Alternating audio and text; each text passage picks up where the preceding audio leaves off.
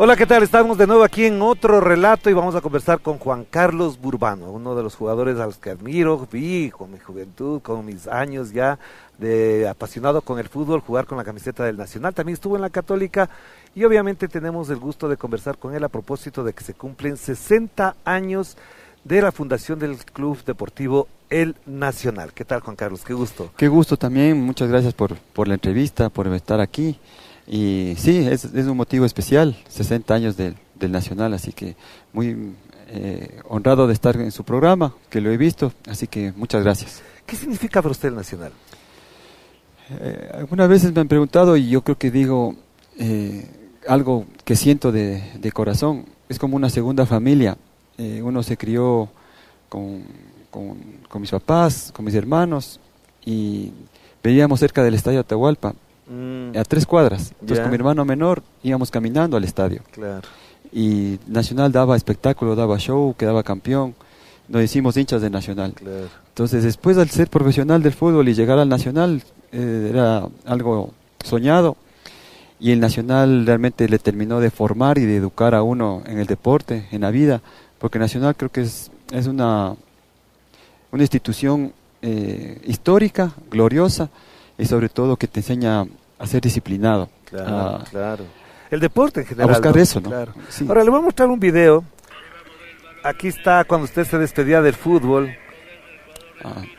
Sí, contra Liga. Sí. 2004.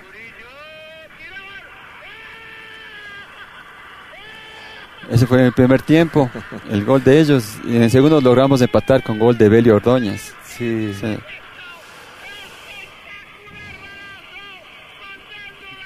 Gran equipo tenía Liga en ese tiempo. Sí. Estaba Les Aguinaga, Alfonso Obregón.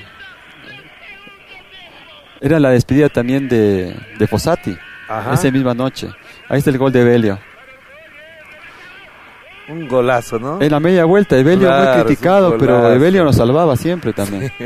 Se le criticaba porque no hacía los goles clave, pero cuando los hacía se perdonaba todo. Y ese partido jugó Antonio Valencia también. Sí. Estaba jovencito. Jovencito. Claro. Yo le dejé sí. mi camiseta ese día. ¿Y esto a usted qué le produce? ¿Qué le lleva a pensar? ¿Qué le recuerda? Ese día hay sentimientos encontrados. Uno no quiere dejar algo que ama, Claro. pero también tiene que saberlo hacer en el momento adecuado.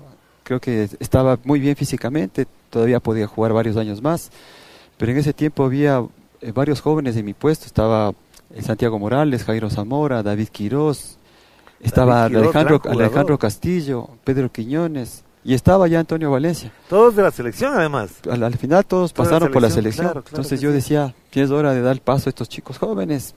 Le dejé mi camiseta a Antonio Valencia. Entonces creo que fue una muy buena decisión, porque uno se tiene que retirar estando bien, no cuando empieza a bajar el rendimiento, sino dejando un buen recuerdo. Entonces creo que fue una buena decisión. Y darle la camiseta a Antonio Valencia, ¿qué significado tiene? Después de todo lo que sabemos de él, le entrevistamos hace poco, usted había visto esa entrevista, uno de los jugadores más grandes que ha tenido el Ecuador, y por supuesto jugó en el Manchester United, nada más. Uno no se imaginaba lo que iba a hacer Antonio Valencia, pero de alguna forma yo veía que él podría ser el nuevo número 5 del Nacional. Entonces por eso le dejé mi camiseta, le dije que siga adelante con el ñeque, con la garra que tenía, y creo que realmente uno no se imaginó que después iba a ser capitán del Manchester United, que jugar 10 años allá.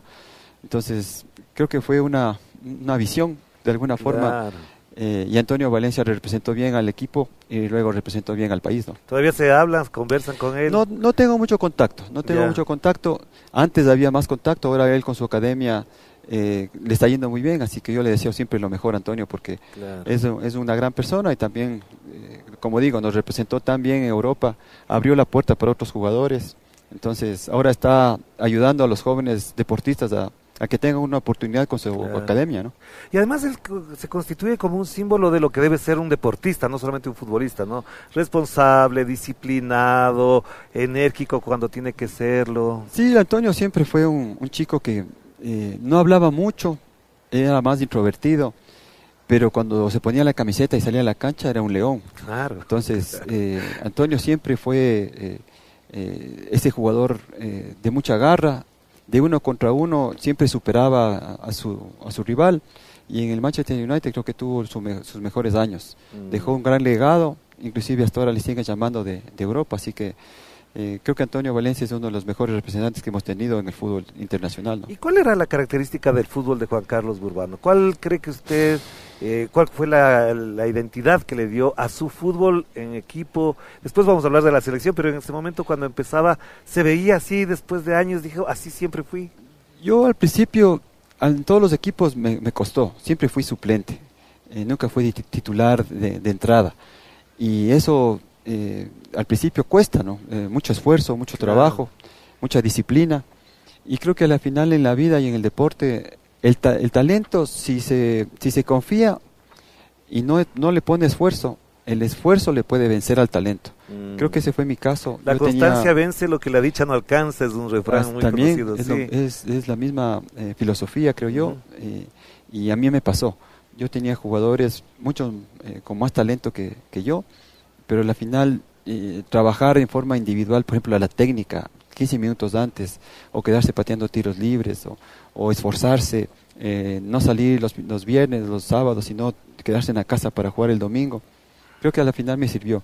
Claro. Y algunos jugadores talentosos en el camino se quedaron, y al final creo que este esfuerzo valió la pena para ser titular en el Nacional, algún día llegar a la selección, y después todo lo que vino, que es el Mundial de Fútbol también. Entonces creo que a mí me pasó esto lo que usted dice, ¿no? Esto de constancia. La constancia y de el esfuerzo. De hecho, usted pasó 2 años sin ser titular en el Nacional.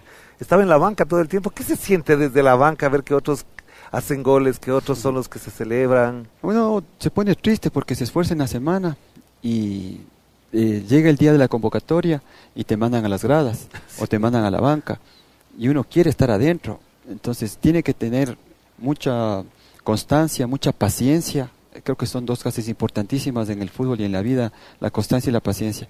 La paciencia para saber esperar tu turno y la constancia para cuando te toca, esa constancia te dan la oportunidad y tú la aprovechas. Claro. O sea, como dicen, el tren pasa una vez y si te quedaste, te quedaste. Entonces, si estás listo, el tren pasó, te agarraste de ese tren, te subiste, y creo que al final todo ese esfuerzo, toda esa paciencia, esa constancia, a la final vale la pena. Yo llegué en el 94 y el grupo era difícil. Claro, que le interrumpa. En el momento de gloria del el grupo no te daba mucha chance de que entres al equipo. Entonces, claro, yo inclusive le decía a mi hermano, yo me voy a retirar porque no jugaba. Exacto, esa es la anécdota que había, sí, que se iba a retirar del fútbol. Y en el año 96, al principio se lesiona un jugador en otro puesto. Ya. Yo era volante y se lesiona un lateral derecho que era Pepe Carcelén. Ya.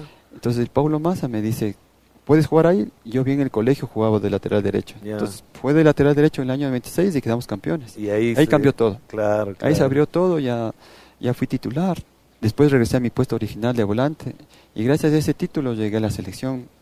Yo era suplente de Wagner Rivera, de lateral derecho. Claro. Entonces todo cambia de un día para otro. El fútbol te puede cambiar, en una semana te cambia la vida. Como es el mismo juego, ¿no? Una Así jugada es. para aquí, puedes saltar acá y... De héroe a villano, el mismo partido. Y una de las cosas que siempre le voy a contar desde mi experiencia personal, yo quería jugar en el Nacional. Yo fui en esa época en la Carolina y pesaba mucho, por ejemplo, la raza. Sí. No me dejaban jugar porque era medio blanquito, que no soy blanquito, obviamente.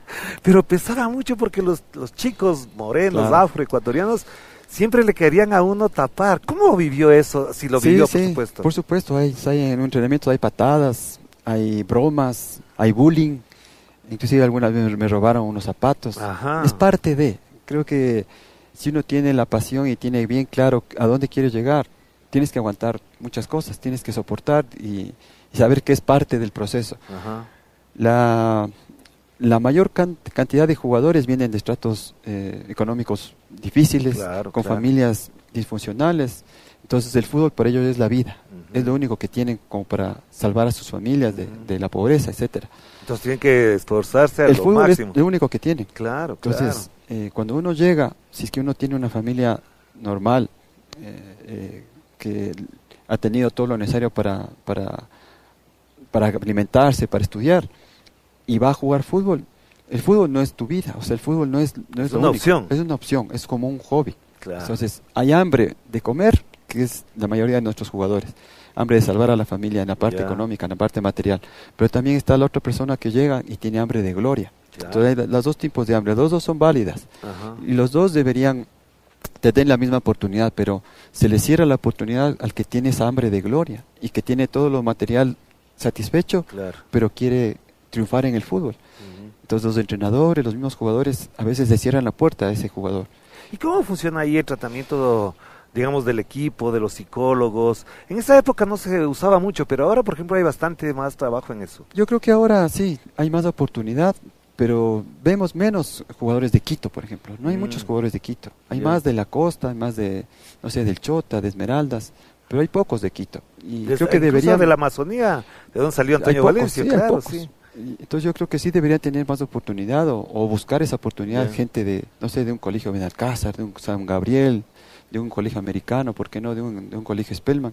Yo estudié en el colegio Spellman y hay buenos jugadores. Si uno va a las ligas barriales de acá en Quito y ve grandes jugadores en los intercolegiales, pero se cierran las puertas. Entonces yo creo que los entrenadores sí deberían prestar atención a esta gente de clase media, ¿por qué no media alta también, que quiere jugar al fútbol? Y los psicólogos deben ayudar ahí, Claro. porque es un crecer de ambas partes.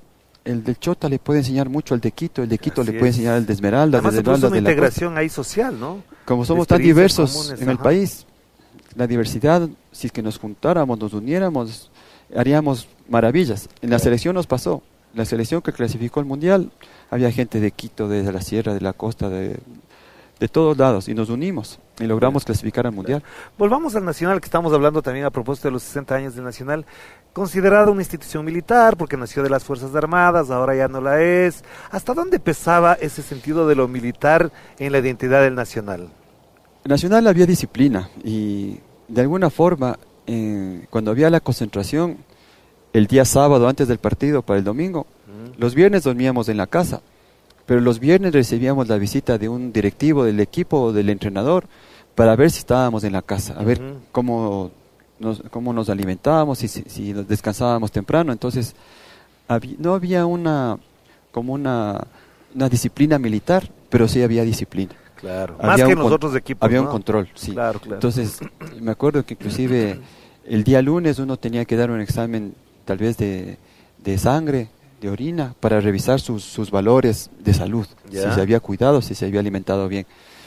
Y aparte, el militar siempre, el general, el presidente del equipo, siempre le pedía a uno que cumpla.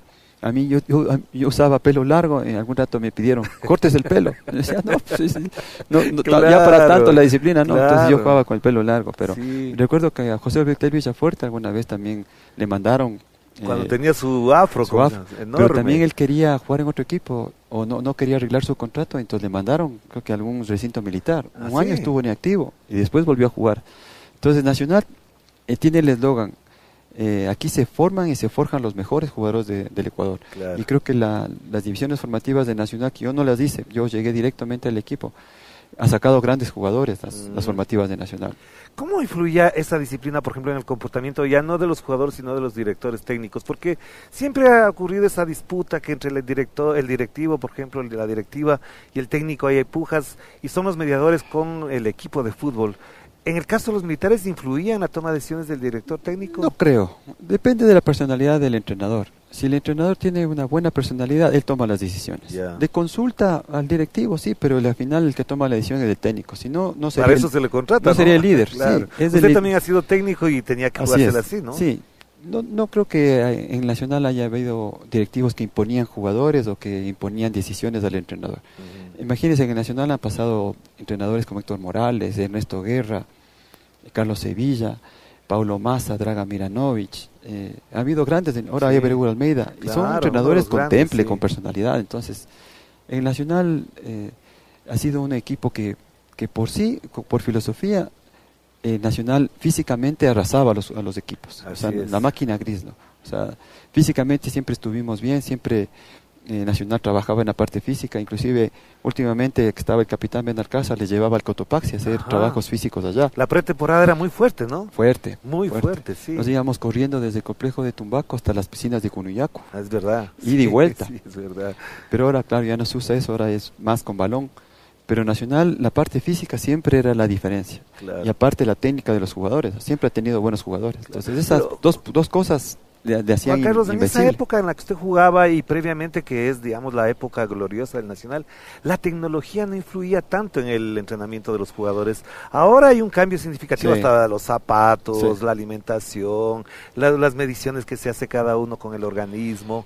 ¿Cómo ve ese cambio? ¿Hasta dónde eso era tan bueno y ahora no es tan bueno porque influye la técnica? Yo creo que la tecnología siempre usada a favor es positiva. Ya. Como un celular, ¿no? Uno le puede usar para sacar información, para estudiar, para aprender. Otros lo utilizan para juegos o para estar ahí enviciado. Entonces, Ajá. la tecnología, si es que es usada para bien, es positivo. Si le miden cómo está su parte física, cómo está su corazón, cómo está su alimentación, cómo está la parte digestiva, cómo está su recuperación después de un partido, está bien. Y el jugador cada vez se puede ir perfeccionando en la parte física. Entonces, la tecnología bien aplicada, bienvenida sea. Pero antes, por supuesto, antes no se usaba tanto balón. Uno iba el martes y estaban los conos, las estacas, las pesas, los saltos, las corridas, la arena para hacer como si fuera en la playa la parte de potencia. Pero ahora es mucho más tecnología. Ahora el gimnasio, por ejemplo, es parte fundamental del jugador. Es parte fundamental del entrenamiento, ¿no? En la Antes- mañana está en la antes- cancha y en la tarde está en el gimnasio. Antes no había mucho gimnasio, nosotros Claro. hacíamos todos los ejercicios de fuerza en la cancha, con Sí, el propio sí. peso. En cambio ahora el gimnasio es parte fundamental del Claro. jugador. La alimentación, el descanso, la parte intelectual, creo que es algo que queda debiendo todavía, por ejemplo, la parte intelectual, que el jugador se pueda preparar, Exacto. que sí. pueda tener una carrera corta o que pueda distribuir su tiempo. Entrena en la mañana, tal vez entrena en la tarde, pero tiene mucho tiempo, muchas Claro. horas libres. ¿Por ¿Y qué eso- no eso aprender otro aprovechó idioma? usted? Yo, ¿Usted estudió para mientras- poder jugar fútbol, Ajá. mis papás me dijeron, si estudias, juegas fútbol. Entonces, ok, voy a estudiar en la universidad, entonces yo Ya. estudiaba en la ESPE Claro, claro, sí, sí, sí. y presencial.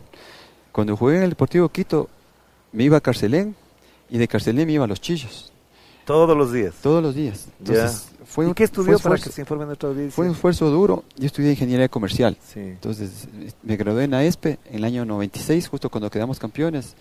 Y fue un esfuerzo importante porque creo que el estudiar te hace jugar mejor, Claro. porque tomas mejores decisiones. Tu Ya. cerebro está activo y no está pasivo. O sea, cuando tienes que tomar una decisión, no te demoras mucho y tomas una correcta decisión Claro. en la cancha. Porque tiene el dato, la información en el Está cerebro. activo, sí, el sí, cerebro sí, sí. está estudiando, Claro. está despierto, está preparado, está entrenado.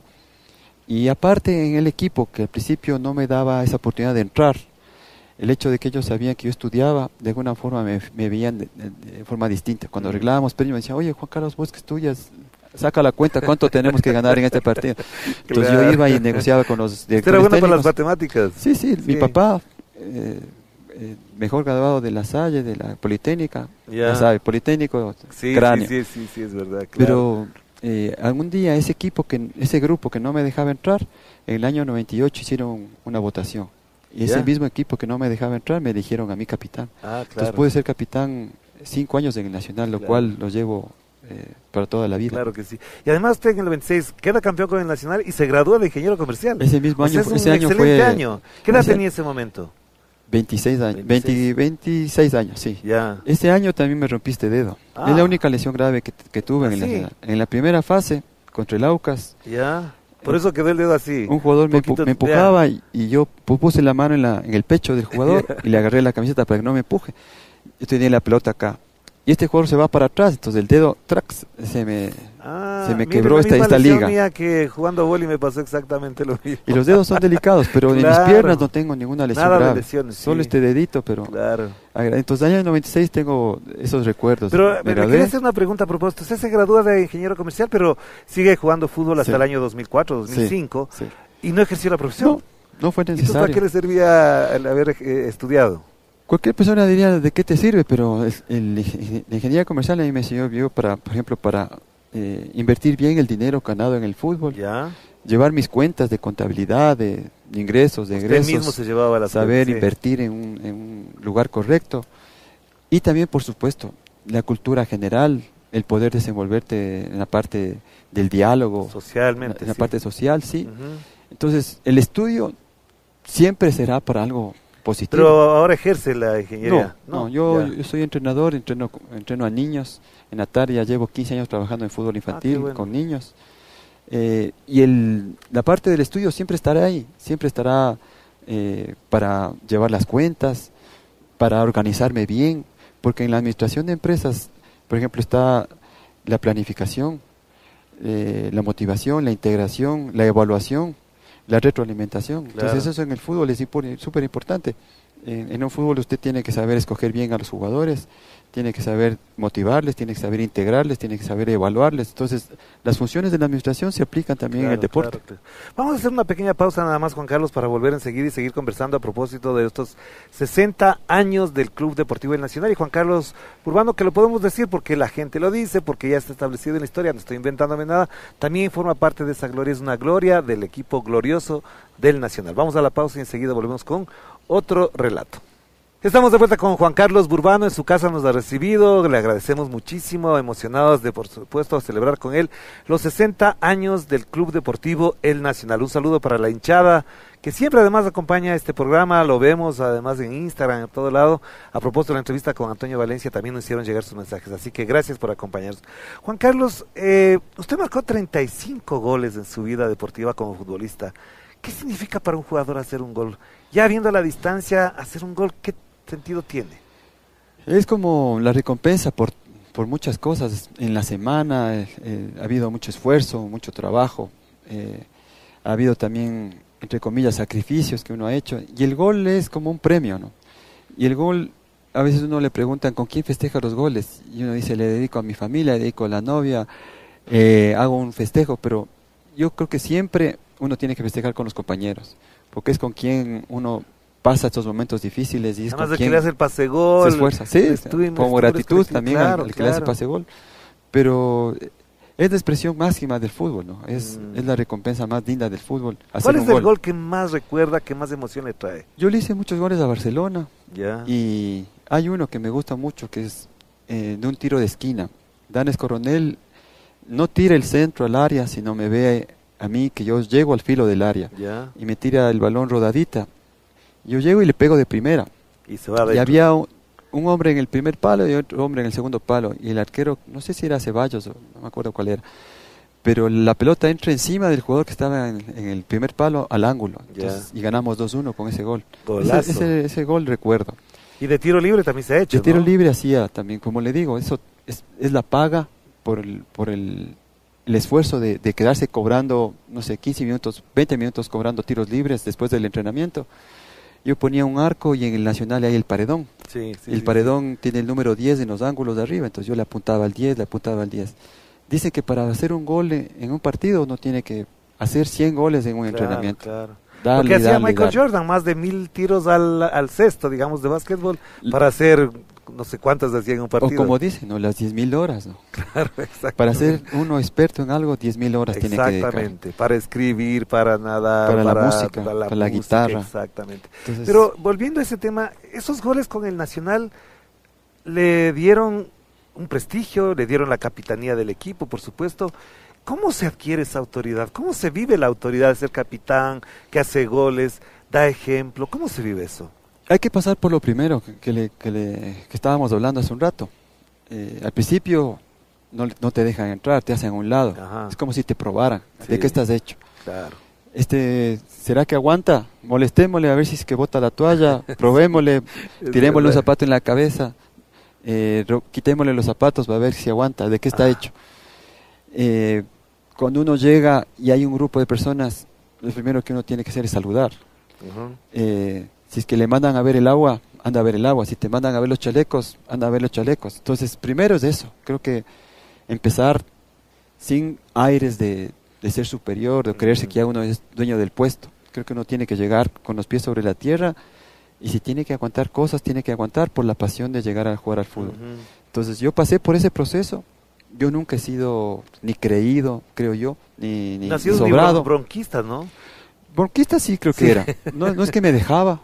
O sea, si tenía que pararle el carro a algún jugador, le paraba el carro. Si es que había que algún rato ponerse enérgico y hacerse respetar, yo me hacía respetar. Y yo recuerdo, Super Chiri y Juan Carlos Garay me hacían la vida imposible. Pero ahora yo les agradezco a ellos, porque gracias a ellos yo formé mi carácter en el Nacional. Claro. Y creo que me demostré a mí mismo, no a ellos, sino a mí mismo, que estaba listo para jugar en el Nacional. Y ahora que menciona la palabra carácter, se me viene a la cabeza un dato importante en la vida de Juan Carlos Burbano y también, por supuesto, del Nacional. Usted fue asistente técnico de Jorge Célico. Sí. Y en Paraguay lo sacan a Jorge Célico y usted se queda al frente de director interino, ¿no es cierto? ¿Cómo vive, cómo procesa frente a la historia, frente al tiempo que ha pasado, ese momento en su desarrollo personal y humano? Bueno, todo fue muy rápido porque la idea era seguir avanzando en el fútbol de las formativas del Nacional. Yo estudié 2005-2006 en Argentina. En Buenos Aires, sí. Ajá. Una beca del Nacional. Sí. Entonces llegué en el 2007 y empecé a trabajar con el fútbol infantil. Pero en el 2008 el profesor Célico me dice, venga que seas mi asistente. Entonces se aceleró todo. Entonces fui asistente, llegamos al repechaje de la Libertadores y en el 2009 nos toca contra Nacional de Paraguay. Nos mete 5-0 acá. Sí, es verdad. Perdimos 5-0, que fue algo terrible. Y los dirigentes se ponen nerviosos y le sacan al profe Célico. Entonces yo tengo que ir a la revancha allá en Paraguay. Entonces fue todo muy rápido. Pero yo lo asumí y allá en Paraguay perdíamos 3-0 el primer tiempo. Yo decía, y ahora otra vez otra goleada. Nos va a ganar otro 5. Pero en el segundo tiempo empatamos 3-3. Sí. Entonces llegamos acá, entonces ahí me encargaron el equipo definitivamente por 6 meses. Claro. Fue una experiencia agridulce, porque con los jugadores me fue muy bien, pero con los directivos les falta a veces saber más de fútbol. Entonces yo desde ahí ya no dirijo fútbol profesional, no me gustó mucho, por la tensión, por la presión. Entonces me dedico al fútbol infantil. Entonces haberme hecho cargo del Nacional fue una gran responsabilidad, porque pasa que el jugador que tiene un buen recuerdo como jugador, al ser entrenador pone en riesgo todo ese cariño con la hinchada, esa idolatría, se puede decir entre comillas, que algunos jugadores tienen, la ponen en riesgo al ser entrenador. Porque si el entrenador pierde 2 partidos, igual la hinchada le echa. Despide nomás, tranquilamente. Ha pasado con Xavi en el Barcelona, por ejemplo. Ídolo del Barcelona de España. Y como técnico lo votan. Exactamente. Entonces siempre hay un riesgo y uno tiene que pensarlo bien. Entonces por eso yo prefiero ahora trabajar con niños. Y además en esa época, sí quisiera entrar en ese tema, estamos hablando del 2007, 2008 y poquito antes nomás habíamos ido al Mundial.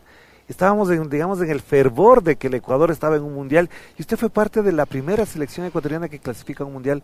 ¿Cómo lo vive la distancia? ¿Qué significado le ha dado a su vida particular el ser parte de esa historia? Claro, uno dice en el fútbol hay lindísimos recuerdos, hermosos recuerdos, pero uno más se va a lo antes que como le contaba, que al principio el grupo no me dejaba entrar, pero después ese mismo grupo me nombró capitán. Uno tiene que pasar por las malas para llegar a las buenas. Yo le cuento que con el Nacional perdimos 3 finales seguidas, siendo yo capitán. Fue el año 99, 2000, 2001. Y cualquiera hubiera botado la toalla. ¿Sabe lo que es? O sea, si uno pierde una final en un intercolegial, es para llorar. En una barrial, para llorar. Verdad. Imagínense lo que es perder 3 finales en el fútbol profesional. Así es. Y la hinchada sufrió, nosotros sufrimos, yo sufrí. Y no boté la toalla, seguí entrenando, seguí esforzándome. Y la mejor recompensa fue la selección. En el 2001, después de perder la 3ª final, clasificamos al Mundial. Luego venía a ver si uno entraba en la lista. ¿Usted estaba en el partido frente a Uruguay? Estaba en la banca. El partido que yo siempre recuerdo es el partido que le ganamos a Brasil por primera vez. Mario, Rivaldo, Juninho, estaba Ronaldinho. Entonces le ganamos por primera vez. Creo que ahí hubo un cambio importante de mentalidad. Pero también hubo un partido muy importante que clasificó, y además le cuento porque la anécdota personal que llevo es que mi papá se va a ver ese partido en Lima, donde le ganan a Perú 2-1, y sale el bolillo, se hace cargo temporal en ese momento Alex Aguinaga, y es un triunfo contundente, histórico. Sí, sobre todo en ese tiempo todavía alguna cosa había con los límites entre Ecuador es que habíamos firmado la paz del 98, claro. Y le ganamos allá en Perú. Entonces, con un gol del Team Delgado. Hubieron partidos importantes en esa eliminatoria. Le ganamos por primera vez a Venezuela en Venezuela. Le ganamos acá a Paraguay perdiendo 1-0 con expulsión de Augusto Poroso. Le ganamos a Brasil, le ganamos a Perú. Entonces, hubieron partidos importantes y clasificamos al Mundial. O sea, con se cambió Uruguay, la historia. Con el gol de Cavieres, ¿no? Se cambió la historia. Antes era... los jugadores de la selección jugaban como nunca, pero perdían como siempre. Era una clase subliminal, pero que ya hemos olvidado, ¿no? Que nos hacía mal como país, como personas. Cambió todo después de que clasificamos al Mundial. O sea, sí se puede, sí podemos. Ecuador, si es que se une, logra cosas importantes. Entonces esa fue la recompensa después de perder las 3 finales. Claro. Yo decía, la vida te da y te quita. Claro. Por un lado nos quitó esas 3 finales, pero por otro lado nos dio la clasificación al Mundial y estar en Japón fue inolvidable. ¿Qué fue le hermoso. decía a usted el Bolívar Gómez cuando entraba a la cancha? ¿Qué le recomendaba? ¿Cómo era la relación de este técnico que además de ser buen técnico, era un buen animador, que estimulaba a la gente? Súper carismático el Bolillo. El Bolillo se preocupaba por la persona. Si bien es cierto, le pedía que cumpla como deportista, pero sobre todo como persona, nos pedía que nos adaptáramos al compañero, que respetemos al compañero. Y aparte que respetemos al compañero, que admiremos al compañero. Ajá. Entonces en la concentración, si él nos decía que cuando lleguemos al baño, que dejemos el baño Limpio. muy bien para el compañero que lo va a usar después. Exacto, claro, claro. Que si es que veíamos televisión hasta la 1 de la mañana, que no. Que si que había 10:30, 11 de la noche, apagar la televisión, que lo hagamos, por respeto al compañero. Entonces nos hizo convivir, nos fuimos en vez del Hotel Quito, que era una desconcentración porque entraba todo el mundo, nos fuimos a Parcayaco. Así es. Y Parcayaco, el recinto militar, ahí nos unimos. Sí, Ahí rotábamos las mesas en el desayuno con unos compañeros, en el almuerzo con otros y en la cena con otros. Ahí nos unimos.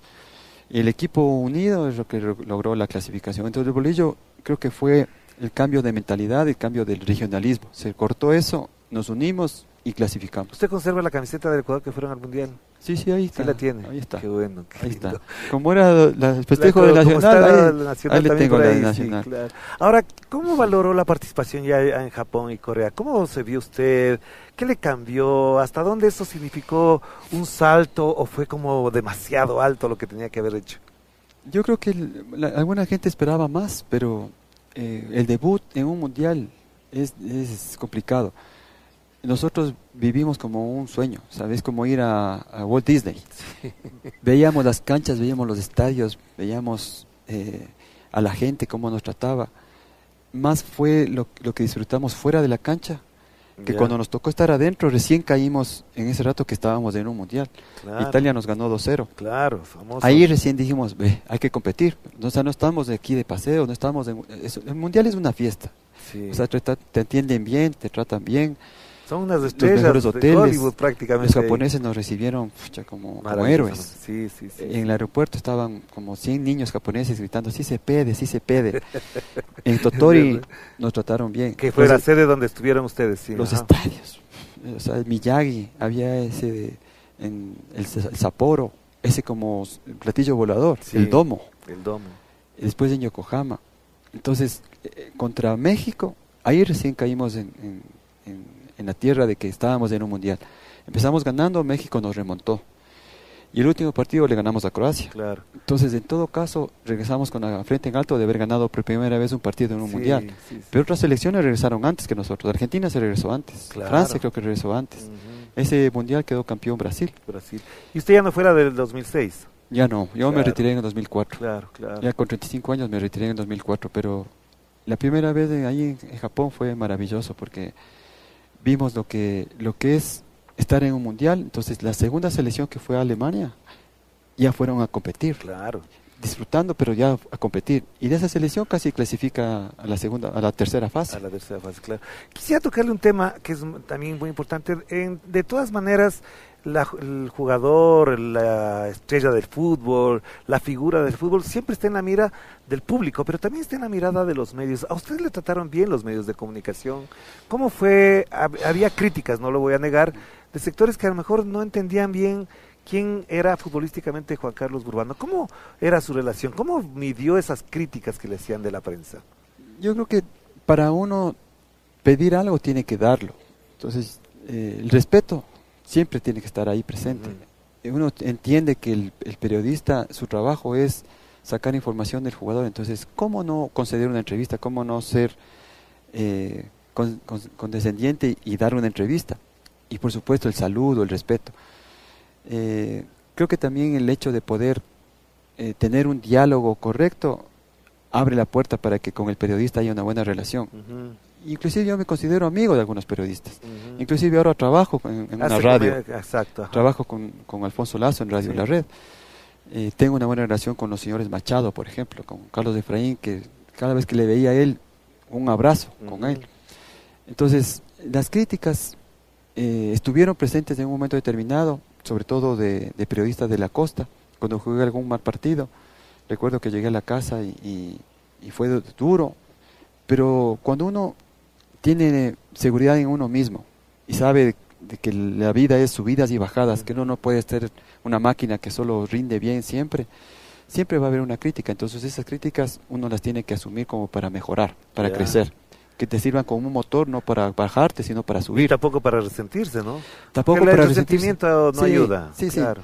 Por ejemplo, me acuerdo que ese periodista que alguna vez me criticó, nos encontramos en un ascensor y saludamos y ahí se rompió el hielo y ya, Claro. y se olvidó Normalmente todo. pasa eso, sí. Entonces, creo que los extremos son los negativos. Claro. Cuando a un jugador le suben y le elevan hasta las estrellas, no le hace bien al jugador. Claro. O cuando pierde un partido y le bajan y le critican y le se meten también hasta con la persona, no hace bien ni al periodista, peor al jugador. Ha habido jugadores que han tenido que cerrar sus redes sociales. El Chucho Benítez tuvo que cerrar sus redes sociales. Sí, es verdad, sí. Y entonces a veces la prensa es cruel.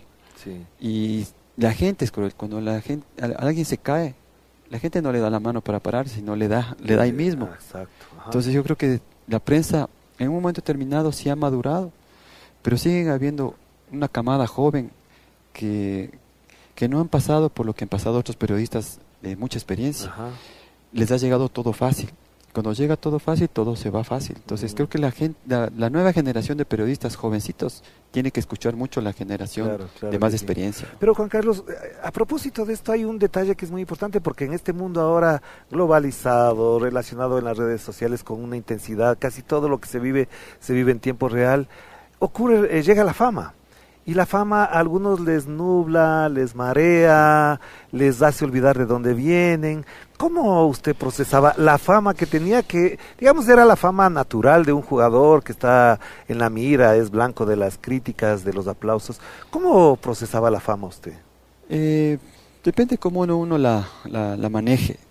Uno a veces sí quisiera tener más privacidad cuando va a un centro comercial, cuando va al cine, cuando va a alguna parte pública. Pero es parte de. Y cuando se acerca un niño y uno le da un abrazo a un niño y le hace feliz la tarde a un niño, claro, es toda la vida. Pero claro, la fama a veces sí te puede hacer creer que uno es algo superior a lo que en realidad es es normal. Claro, y no es así. Sí, pero en un momento determinado uno tiene que pisar los pies sobre la tierra y saber bien de que uno es una persona normal y que tiene que saludar a todos de la misma forma, y si es que hay que firmar y quedarse media hora firmando autógrafos o tomarse una foto, uno tiene que hacerlo, porque el hincha hace un esfuerzo para ir a pagar una entrada y quedarse en el sol y verte jugar. Claro. Entonces yo aprendí eso de un deportista de Argentina, un tenista, que alguna vez leí un libro que él se quedaba una hora firmando autógrafos o tomándose fotos por el respeto al hincha. Claro. Pero la fama, claro, si uno no tiene bien sentada su personalidad, su carácter, o no se conoce a sí mismo, depende de lo que digan los otros, la fama sí te puede marear. Claro. Porque le digo, ahora han ocurrido casos extraordinarios, digo, para valorar lo que estamos conversando, de jugadores como Henry Páez, como Moisés Caicedo, que llegan como nunca antes. Un jugador a los 16 años tiene un contrato de 30 millones, otro de 20 años tiene un contrato de 120 millones de dólares. ¿Qué les recomendaría a ellos a la distancia, diciéndoles, miren, cuando yo tenía 35 me retiré, volví a ver atrás y me cometí estos errores por no procesar adecuadamente ese prestigio o esa fama? Creo que es súper importante rodearse de gente con experiencia que tenga buena intención. Y me refiero, por ejemplo, si está tu familia y tu familia te hace bien, claro, tu familia siempre tiene que estar cerca, pero si tienes un amigo con unos años más de experiencia que te pueda ahorrar el tropiezos o malas decisiones, júntate con esas personas. Pero también hay de las otras que tienen otras intenciones. Caviedes se juntó con amigos que no le hicieron bien, por ejemplo, y se aprovecharon de él. Entonces es importante rodearte de gente que no se quiera aprovechar, sino que te quiera hacer crecer, que te haga tomar buenas decisiones, que te invitan un sábado de noche y dicen, salgamos a una discoteca, así juegues mañana, salgamos a la discoteca. Que esa persona te diga, no, quédate, di no. Claro. Porque mañana juegas y ¿Quién mañana es esa persona para usted? Mañana tienes que rendir un examen. Mi hermano que está saliendo ahorita. Ahí se lo veo. Mi hermano menor que también jugó fútbol. Sí. Y mis papás también han sido mi mejor ejemplo, ¿no? Ya, sus compañeros de... Se le puede mover. Claro, Sí, ahí en los está. compañeros siempre también hubo alguien que siempre también estuvo ahí cerca, ¿no? Giovanni Ajá. Barra, por ejemplo, yo le considero un amigo. Gran jugador, ¿no? Excelente persona, antes que gran arquero. Ya, Él alguna vez también me protegió fuera de un estadio. Alguien me quiso como robar la maleta. ah, Vino Clever Chalay, vino Giovanni Barra y me dijeron, ven, usted váyase, le dijeron a un hincha ajá, en Puerto Viejo fuera. Entonces, en un momento determinado, ellos también sí fueron amigos. Ya. Y también, si es que hay que dar algún consejo, alguna no sé, advertencia o recomendación, palabra, claro. bienvenido sea. Le Entonces, quiero hacer algunas preguntas más de orden personal para ir cerrando, Juan Carlos, y por supuesto agradecerle por este diálogo tan cálido que hemos tenido. ¿Cuál era su ídolo cuando usted era niño? Pelé. Pelé. Yo tenía recortes. Y alguna vez con mi hermano fuimos a ver esa película Fuga a la Victoria, Ajá, sí, donde sí. se hace el gol de chilena. Sí, Llegaban recortes de Pelé, entonces crecimos ahí amando el fútbol brasileño. ajá. Me acuerdo que de niños cuando vimos el Mundial de España, cuando Brasil se quedó fuera con goles de ¿cómo era este delantero italiano que hizo los goles en España? Y que Brasil tenía un equipazo, estaba Eder, estaba Junior, estaba Falcao, estaba Leandro, estaba Sócrates, estaba Zico. Ya, Y con mi hermano alguna vez, Brasil vino a jugar un amistoso contra Ecuador. ya. Y estaba en el Hotel Colón. Y con mi hermano nos metimos al Hotel Colón y ¿Ah, logramos sí? unas firmas de ellos. Unos autógrafos. Entonces éramos amantes mire del fútbol eso. brasileño y Pelé estaba ahí. Y de los jugadores nacionales, ¿cuál era su ídolo cuando usted era niño o adolescente? Yo escuchaba de Polo Carrera. Ya. Y Polo Carrera era vecino en el Batán. Y alguna vez él nos hizo jugar fútbol ahí en un parque donde teníamos en la casa. Entonces, Polo Carrera creo yo era el más conocido. Pero de niños, cuando le vimos al Nacional, Villafuerte, Villafuerte. Carlos Ron, era Claro. Wilson Nieves, Fabián Pazmiño. Yo me acuerdo El clarito. Torito todos- Ron, el otro. Vinicio el Ron, Vinicio Fausto Ron. Correa, el gol de chilena. Fausto Correa, yo le contaba a mis El gol hijas de eso. arco de Carlos Víctor, de Bacán Delgado. Bacán Delgado, que Entonces, murió Nacional- lastimosamente. Nacional sí. era increíble. Entonces, Claro. y después yo me considero, o sea, yo soy súper respetuoso de las glorias del Nacional. Villafuerte le pude conocer, a Carlos Ron le pude conocer, a Fabián Pazmiño le pude conocer. Y me considero, no sé si amigo, pero me considero una persona que puedo decir, yo les conozco a ellos y tengo una buena relación. Cuando les veo siempre saludo con ellos y mis respetos para esos Claro, es que lo más tricampeones. emocionante de ser para un jugador que cuando está de pequeño admira a ese jugador, después juega con él. ¿Qué es lo que le pasa al entrenador de Argentina que juega Claro, con Scaloni, Messi? claro. Scaloni, después es el director técnico del campeón mundial con Messi. Así es. ¿Qué piensa de Messi, por ejemplo? Yo creo que Messi es un talento nato, ya nació con esas condiciones, pero ha sabido llevar una carrera intachable, ha sabido llevar una carrera donde no ha habido ningún problema de disciplina, ningún exceso. Creo que ha sido también un ejemplo como para Argentina de no botar la toalla, de la constancia y paciencia, porque Claro. perdió finales con Chile en la Copa América, perdió finales del mundo y no botó la toalla. Y la final logró su recompensa en Qatar con Di María y otros 10 jugadores que con esta nueva camada lograron un título Claro, inolvidable, ¿no? claro, Entonces claro. yo creo que Messi Y entre Ronaldo sigue y Messi, dando- ¿con quién se queda sigue usted? dando ejemplo.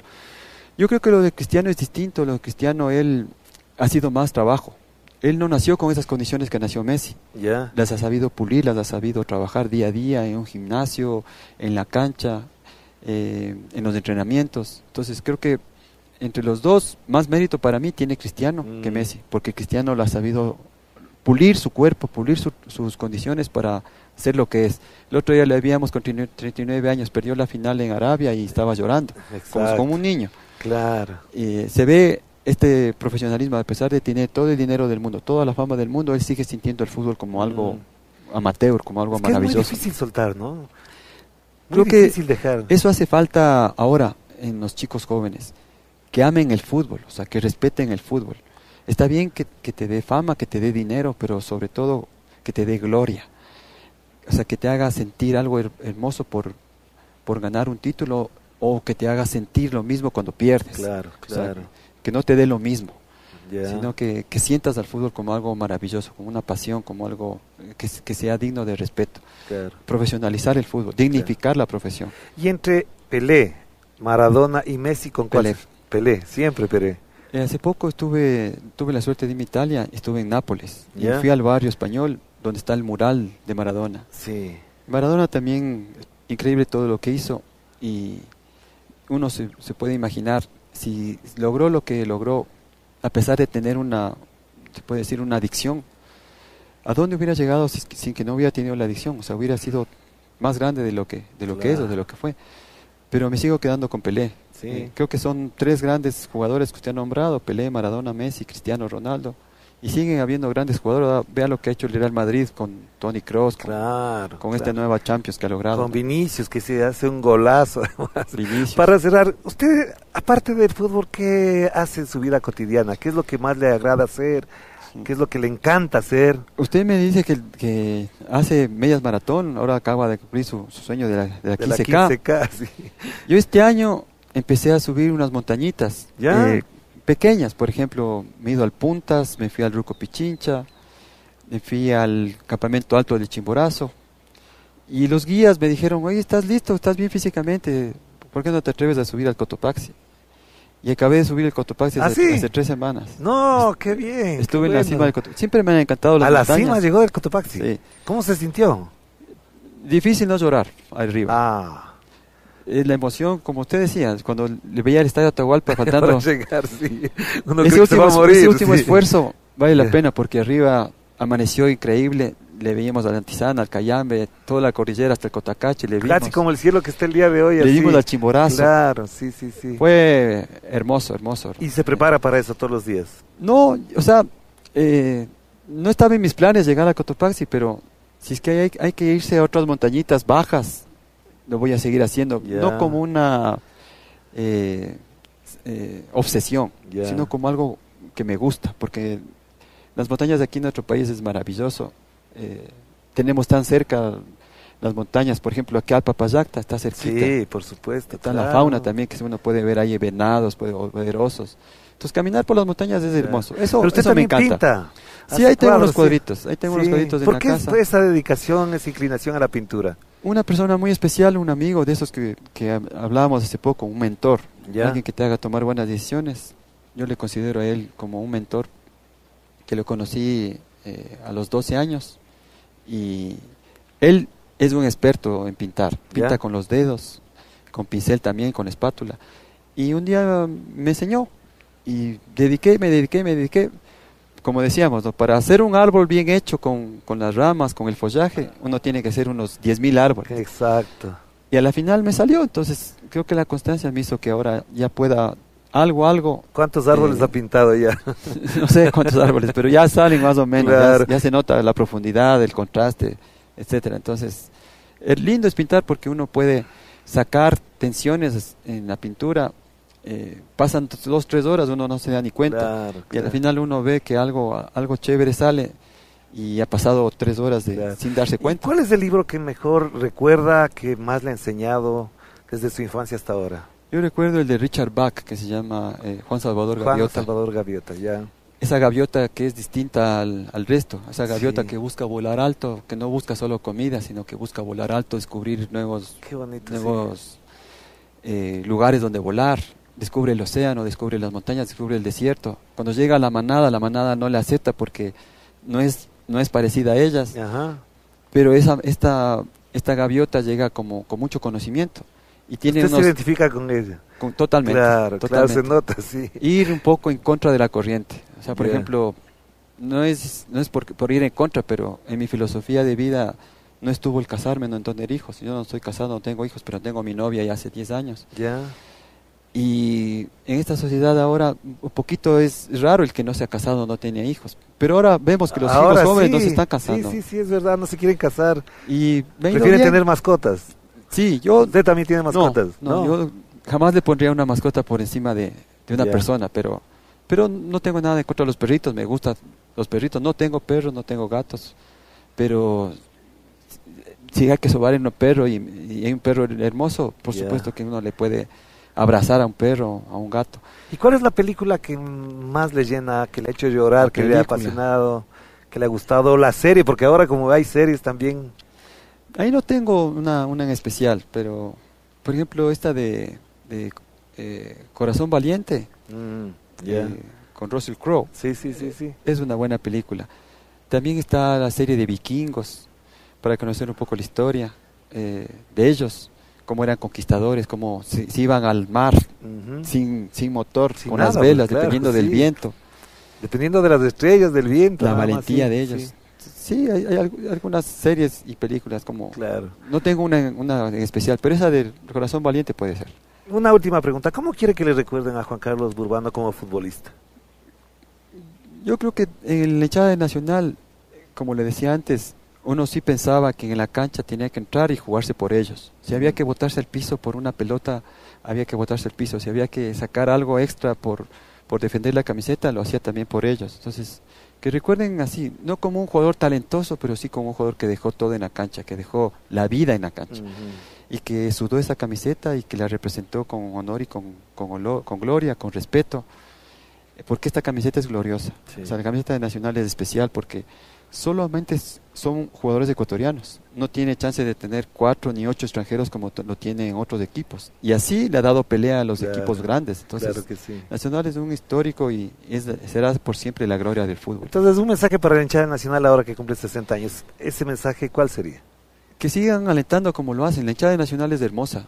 Que no prendan bengalas, pero que se unan y que siempre alienten al equipo como ese jugador extra. Cuando uno no tenía ya fuerzas, uno escuchaba la hinchada de Nacional o el clásico Nacional, Nacional. Y ya se levantaba el ánimo, claro. Sacaba fuerzas de donde ya no podía y corría. Entonces, claro. La hinchada de Nacional es maravillosa y que sigan alentando como siempre lo han hecho, que pronto llegarán nuevas alegrías. Claro que sí. Gracias, Juan Carlos. Muchas gracias a usted. Qué gusto, de verdad. Igualmente, Un gusto muchas conversar con gracias. usted. Y gracias a ustedes por Gracias. acompañarnos. A propósito de este 60 aniversario de una de las figuras en el fútbol ecuatoriano llamada El Nacional. Un saludo para la hinchada, saludo para mi padre, que es uno de los grandes hinchas del Nacional. Fue directivo del Nacional y a él también mi homenaje con este comentario, con esta entrevista y con esta recordación muy importante que es celebrar los 60 años del Club Deportivo El Nacional. Gracias a todos.